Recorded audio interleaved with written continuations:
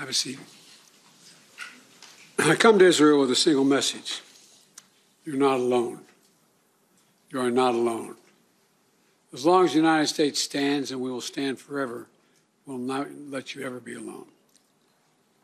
Most importantly, I know the recent terrorist assault on the people of this nation has left a deep, deep wound. More than 1,300 innocent Israelis killed, including at least 31 American citizens by the terrorist group Hamas. Hundreds of young people at a music festival. The festival was for peace, gunned down as they ran for their lives.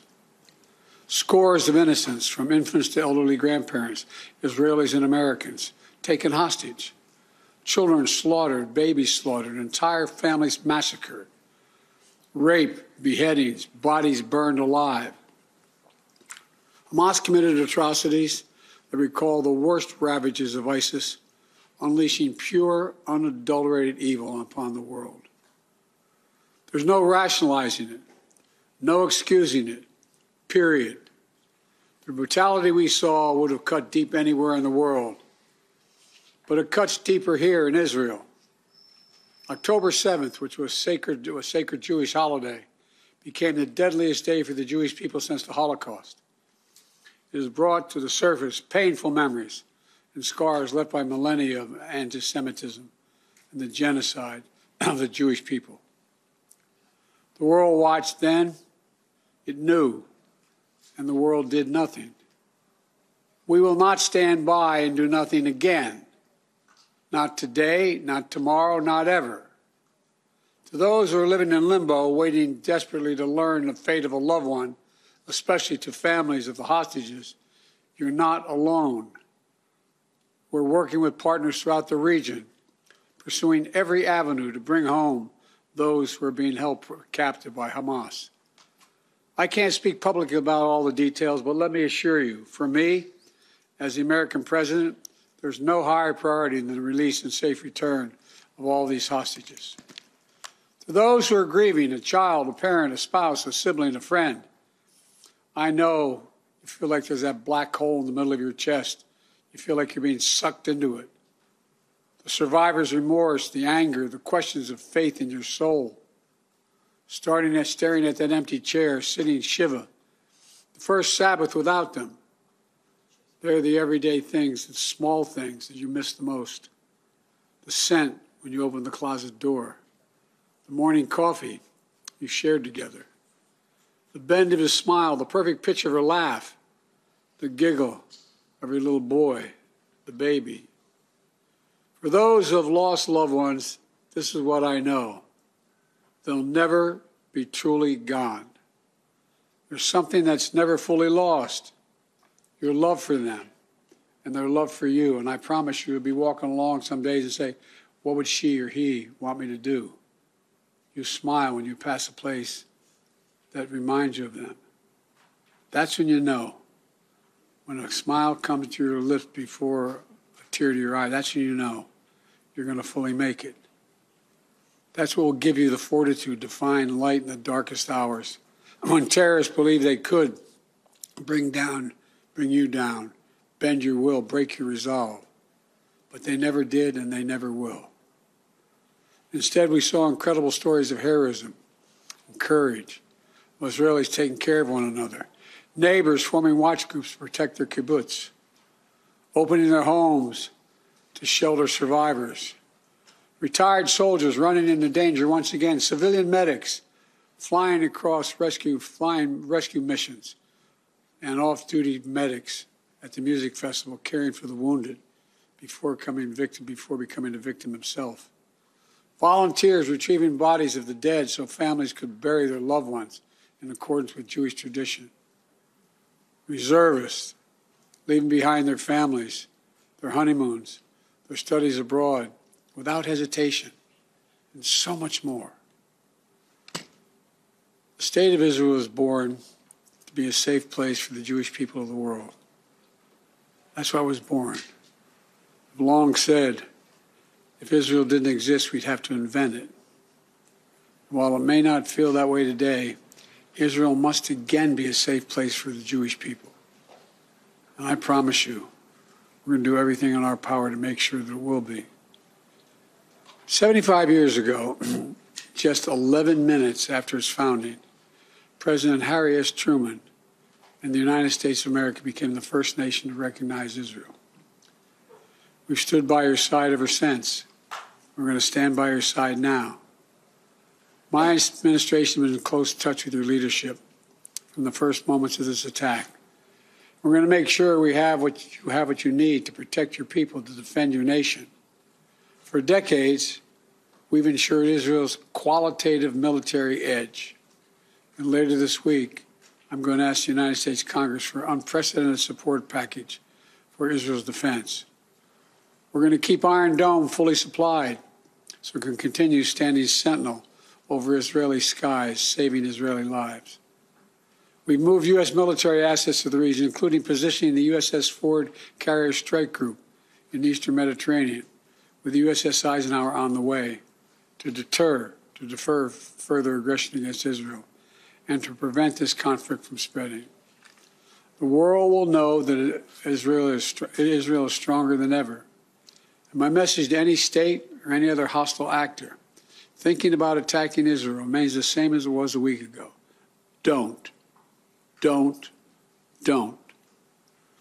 Since this terrorist attack took place, we've seen it described as Israel's 9/11. But for a nation the size of Israel, it was like 15 9/11s. The scale may be different, but I'm sure those horrors have tapped into some kind of primal feeling in Israel, just like it did and felt in the United States. Shock, pain, rage, an all-consuming rage. I understand, and many Americans understand. You can't look at what has happened here to your mothers, your fathers, your grandparents, sons, daughters, children, even babies, and not scream out for justice. Justice must be done. But I caution this: while you feel that rage, don't be consumed by it. After 9/11, we were enraged in the United States. While we sought justice and got justice, we also made mistakes. I'm the first U.S. president to visit Israel in time of war. I've made wartime decisions. I know the choices are never clear or easy for the leadership. There's always cost, but it requires being deliberate. It requires asking very hard questions. It requires clarity about the objectives and an honest assessment about whether the path you're on will achieve those objectives. The vast majority of Palestinians are not Hamas. Hamas does not represent the Palestinian people. Hamas uses innocent families in Gaza as human shields, putting their command centers, their weapons, their communications tunnels in residential areas. Palestinian people are suffering greatly as well. We mourn the loss of innocent Palestinian lives like the entire world. I was outraged and saddened by the enormous loss of life yesterday in the hospital in Gaza. Based on the information we've seen to date, it appears the result of an errant rocket fired by a terrorist group in Gaza. The United States unequivocally stands for the protection of civilian life during conflict, and I truly grieve for the families who were killed or wounded by this tragedy. People of Gaza need food, water, medicine, shelter. Today, I asked the Israeli cabinet, who I met with for some time this morning, to agree to the delivery of life-saving humanitarian assistance to civilians in Gaza, based on the understanding that there will be inspections and that the aid should go to civilians, not to Hamas. Israel agreed the humanitarian assistance can begin to move from Egypt to Gaza. But let me be clear: if Hamas diverts or steals the assistance, they will have demonstrated once again that they have no concern for the welfare of the Palestinian people. And it will end. As a practical matter, it will stop the international community from being able to provide this aid. We're working in close cooperation with the government of Egypt, the United Nations, and its agencies like the World Food Program and other partners in the region to get trucks moving across the border as soon as possible. Separately, I ask Israel that the global community demand that the International Red Cross be able to visit hostages. I just demanded that the United States fully supports. Today, I'm also announcing $100 million in new U.S. funding for humanitarian assistance in both Gaza and the West Bank. This money will support more than 1 million displaced and conflict-affected Palestinians, including emergency needs in Gaza. You are a Jewish state. You are a Jewish state, but you're also a democracy. And like the United States, you don't live by the rules of terrorists. You live by the rule of law. And when conflicts flare, you live by the law of wars. What sets us apart from the terrorists is we believe in the fundamental dignity of every human life. Israeli, Palestinian, Arab, Jew, Muslim, Christian, everyone. You can't give up what makes you who you are. If you give that up, then the terrorists win, and we can never let them win. You know, Israel's a miracle, a triumph of faith and resolve and resilience over impossible pain and loss. Think about October 7th, the Jewish holiday, where you read about the death of Moses, a tragic story of a profound loss to an entire nation, a death that could have left hopelessness in the hearts of the entire nation. But though Moses died, his memory, his message, his lessons have lived on for generations of the Jewish people as well as many others. And just as the memory of your loved ones will live on as well. After reading the story of Moses' death, those who observed the holiday began reading the Torah from the very beginning. The story of creation reminds us of two things. First, that when we get knocked down, we get back up again, and we begin anew. And second, when we're faced with tragedy and loss, we must go back to the beginning and remember who we are. We are all human beings, created in the image of God with dignity, humanity, and purpose. In the darkness, to be the light unto the world is what we're about. You inspire hope and light for so many around the world. That's what the terrorists seek to destroy. That's what they seek to destroy. Because they live in darkness, but not you, not Israel. Nations of conscience like the United States and Israel are not measured solely by the example or power, and we're measured by the power of our example. That's why, as hard as it is, we must keep pursuing peace. We must keep pursuing a path so that Israel and the Palestinian people can both live safely, in security, in dignity, and in peace. For me, that means a two-state solution. We must keep working for Israel's greater integration with its neighbors. These attacks have only strengthened my commitment and determination and my will to get that done. I'm here to tell you the terrorists will not win. Freedom will win. So let me end where I began. Israel, you're not alone. The United States stands with you. I've told the story before, and I'll tell it again, of my first meeting with an Israeli prime minister 50 years ago as a young senator. I was sitting across from Golda Meir at her desk in her office.